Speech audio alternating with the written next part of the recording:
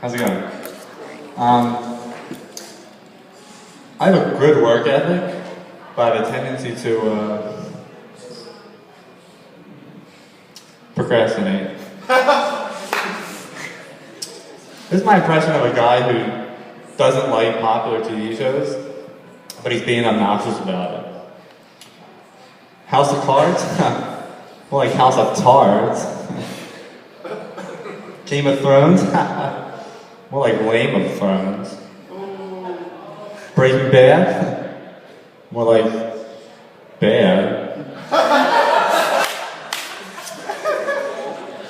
My friends never called me to play with them in high school. They called me faggot.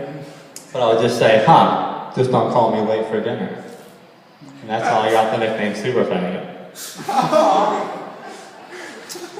Comforters are comfortable. It's not really a joke, just more of a blanket statement.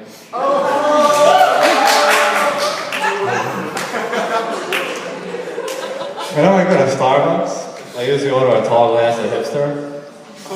Just kidding, I get the venti.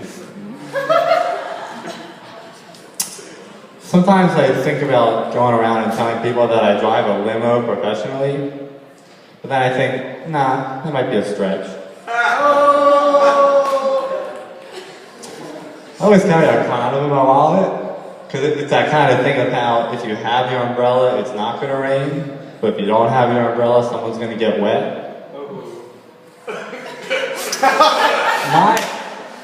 My freshman roommates were interesting. I was put in the res. Anybody know the res? Res? One person. I was put in a room on the 5th floor, which they claimed was big enough for 3 people, but I think it was only big enough for 2. But there were 3 of us in there. Hashtag college, you know.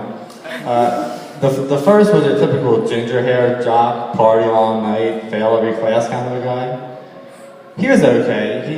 He brought Bill back to the room sometimes. Sure, I didn't mind.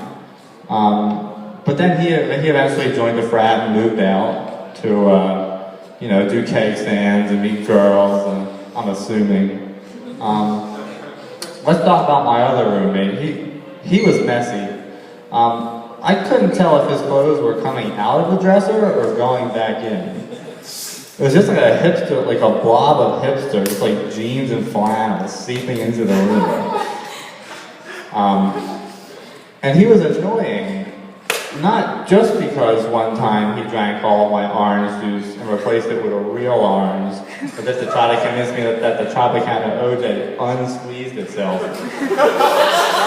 But because he brought everything with him to the small apartment-sized dorm. 7 dumbbells? Really? Bro, you can lift? What's that, 1 for every day of the week? I don't think so. And those books on the windowsill, your high school reading list, that doesn't make you seem smarter. And he had this smell to him that was like a ripe piece of brie. I mean, you could probably grate his armpits over a plate of linguine and call it dinner. He reached, so he was there, and so the other roommate moved out, and then an Asian kid moved in a month later.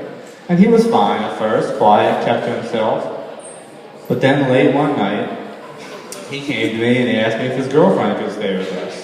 Because her room was unsafe, and her toothbrush had been in her roommate's vagina. Looking at it 2020, I would be like, no, and something smells fishy here.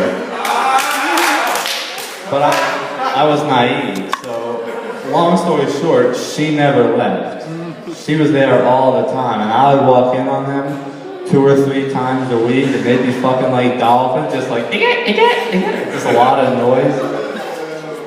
And then once they would finish, I would go into the bathroom and assume my unofficial job of flushing the used condom down the toilet. I mean, first I would pee on it, I'm not a robot.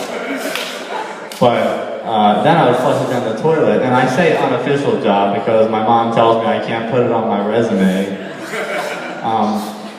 I left freshman year saying things like, promise me I never have to do that again. So that's what a used condom looks like.